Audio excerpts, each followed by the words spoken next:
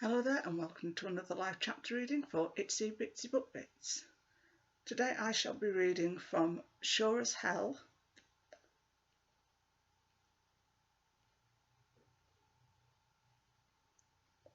from the Life is Hell series by Naomi Valkyrie.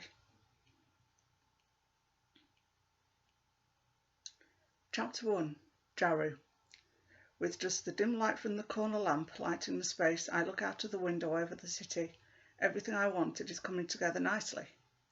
I signed the lease on my new office today after Teevil and Oren helped me to look it over to make sure I wasn't going to bite me in the ass later. I may be a fully grown imp, but adulting is not something I'm particularly good at.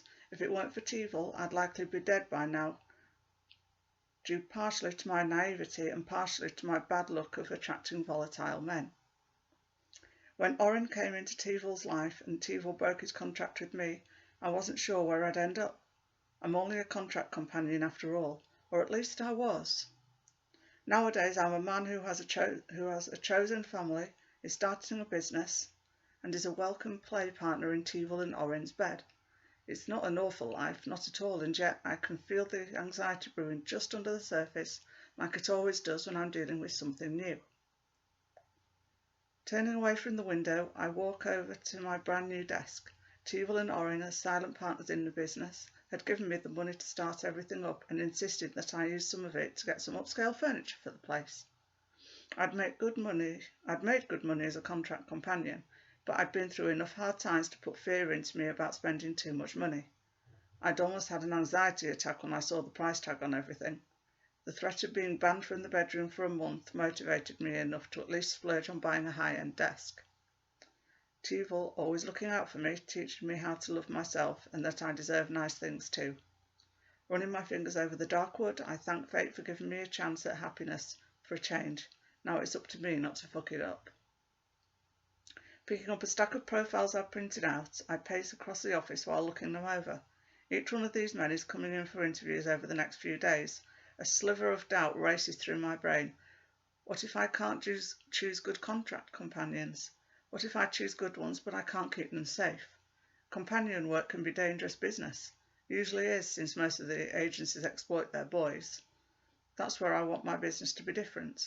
I want my agency to be a safe place to work. I have faith in you, Tesoro. You're going to be amazing, babe. Teevil and Oren's words sound in my head. I can do this, I say out loud to the empty room. Of course I can. I've been a contract companion for much longer than I ever planned to be, which gives me experience. I know the dangers. I know the benefits. Refocusing on the profiles in my hand, I think over specific questions I have for each man based on the information provided. Jaru 1, anxiety 0. Tesoro, wake up. Huh? I mumble groggily while I try to pry my eyes open. You've been here all night, love. When is your first appointment today? Teevil asks. Bolting up out of my desk chair, I send it careening into the wall behind me. Shit, what time is it? Almost 9 in the morning. I let out a groan. This can't be happening. My first day in business and I'm already running behind. Not a good sign. Glimpsing myself in the mirror above the sofa across the room, I see day-old mascara smudged around my eyes, making me look like a raccoon, and if that's not bad enough, my hair is plastered to one side of my face. Oh my gods, I'm hideous. I can't meet my boys like this. Panic rises, making my breath quicken. Teevil turns me towards him, his hands on either side of my face, helping me to focus on him. Breathe. I want you to go back to Hawthorne House and get ready for your day. Get Sheridan to make you breakfast if there's nothing in the refrigerator. I'll stay here and wait for your first interview. He kisses me on the forehead. Go on now, it's all going to be fine. Taking a deep breath, then letting it out, I relax my shoulders down. Thank you. You're welcome now. Get a move on. I need to get back at some point today and pick up Drakelin or Caspian is going to spoil that kid rotten. I pop out of my office and into my room at Delilah's place, also known as Hawthorne House. After turning on the shower to let it warm up, I rifle through my closet to figure out what to wear for my first day. A few minutes later, I give up because nothing feels good enough. Walking back to the shower, I get in and run through my usual routine as quickly as possible, so I have time to redo my eyeliner and dry my hair. Once I'm done, I get out and towel off, wrapping the towel around my waist when I'm done. Going to the sink, I put toothpaste on my toothbrush, and as I brush my teeth, I note a mirror written on the mirror. I notice a note written on the mirror with a dry erase marker. Wear the black suit with your red silk shirt. You've got this, babe. Oh. I smile around the toothbrush. Between teal and orange support, I might just make it through the day. Chapter 2. Larkspur. Runihura, the black-feathered stallion, orange and teal saved from torture, stands patiently while I braid flowers into his raven-coloured mane. His wings are healing nicely and the feathers are coming in beautifully. I can't wait to see him fly once he's fully healed. I'm glad that you're getting better, Rooney, I say, flitting over to the shelf to pick up another daffodil. Weaving the flower into the next braid, I sigh. Can I tell you something, Rooney? Of course I can. You're a superb listener. Anyway, I have to tell you, I miss having Jaru around. I know he still lives here, but he's so busy with his new business that I hardly ever see him anymore. Granted, it's really only been 2 weeks, but it feels like an eternity to me. I don't know what I'm going to do with myself now. You know what happens when I get bored. I don't feel like getting in trouble right now, though I'm miserable enough already. Fluttering up to sit on Rooney's head, I stroke his fur. This is bad, Rooney. Pixies don't do bored well. He snorts and it sounds an awful lot like a laugh. Falling into silence, I absent-mindedly stroke Rooney's ear while contemplating my situation. Suddenly, inspiration strikes. I've got it! I shout, causing Rooney to flop his ears. Sorry, I didn't mean to hurt your ears. I'm just so excited. Fluttering up and over to the shelf, I grab a sugar cube as an apology. The cube is almost as big as I am, but I manage to get it over to the stallion. Unfortunately, I forget how big Rooney's mouth is, and I'm covered with his slobber when he takes the cube from me. With the front of me completely drenched in stallion slobber, I flit out to the bird bath that sits to the side of the greenhouse, take off my clothes, and get into the water. Bad idea, I chant as I turn blue in the frigid liquid. All I'd been thinking about was getting the slobber off, and I'd completely forgotten how cold water is in the early spring. What are you doing? Jaru asks as he comes round the corner.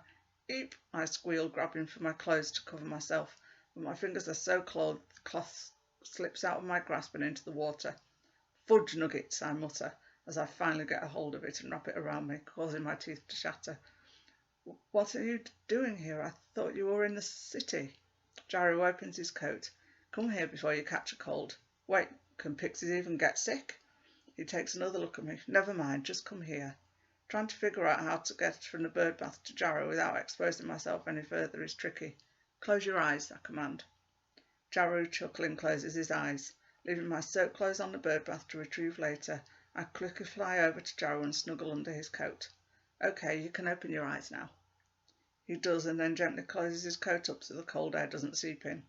On the way back towards the house, he says, in answer to your earlier question, I came home for lunch. Sheridan said you were out with Rooney, so I was coming out to say hi before I have to head back to the office. It's now or never, crossing my fingers, hoping Jaru will go for my idea. I say in my most innocent voice. So, I was thinking it would be great if I came to work for you. Jaru stops walking. What on earth would make you suggest that? I'm so bored since you started working, and I'm afraid I won't be able to keep myself out of trouble. Besides, you're my best friend, and I miss you. Jaru lets out a deep sigh. You're talking about helping me with the office work. That's a relief. Even if you were at least my size, I wouldn't consider you a good fit as a contract companion. The clients would eat you alive.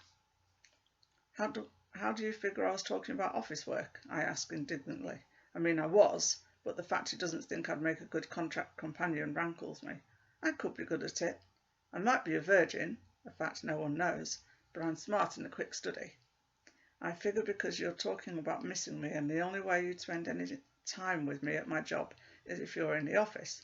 The boys don't see me except for meetings and our scheduled check-ins. So what do you think? Can I help at your office? Right now I think you need to go get some dry clothes, Jaru says as he makes a stop at the guest house where I live with Millicent and Sheridan. I have to get back to the office. I have a few more interviews this afternoon. He makes sure I'm safely inside, then pops out without giving me an answer. Instantly cranky, I mutter under my breath as I dig through the little basket of clean clothes on top of Millicent's dresser, grabbing a fresh shirt and pants. After a few minutes of stewing, I conclude that the only way I'm going to get what I want is to stow away the next time Jaru goes to his office, and that means I'm going to have to sneak into the main house after everyone is asleep, so I don't miss Jaru's exit in the morning. I hope you have enjoyed this chapter reading and that you'll go check out the book. Thanks very much. Bye bye.